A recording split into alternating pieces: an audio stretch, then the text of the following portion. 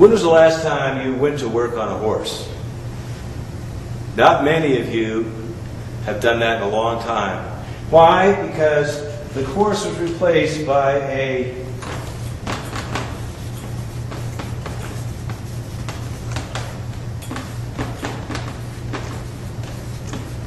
structural change called the automobile. How many people are using typewriters? What? No? Because what?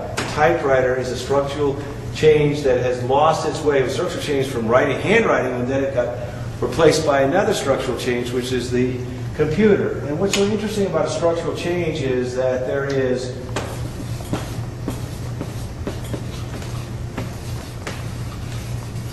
no going back. And even more importantly is that it doesn't go back. What's going to replace a structural change will always be another one. And since there's no going back, you also have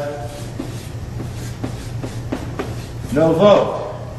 What you have to do is, if a structural change takes place, you've got to do this. You have to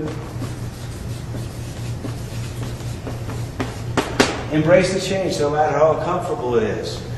Because if you don't, you lose. I mean, the automobile came in, people didn't like them, they put barbed wire around them, they put tacks, they tried to do, they called them the devil wagon, they were black, and the things you could do in the back seat of those things. But it didn't matter, it's a structural change. Same thing with the internet. The internet is changing everything. Things are coming together, you have no vote, you've got to learn how to use the network science, because the networks are what the internet's all about. You have no vote, you've got to embrace it, you've got to learn the theory. You have to be willing now to take a leadership position for yourself whenever you come across a structural change. Now that's very different than a cyclical change, which is the interest rates on mortgages or ties as they get wider. Those come back. But structural changes never change, and unless you embrace them. I mean, people complaining about stem cell research, but stem cell research is a structural change. You have no vote. If you don't like where it's headed, what you need to do is embrace it and take a leadership position. So when you first see a change, ask, is this a structural change? If it is, I don't care if you like it or not. People didn't want cars.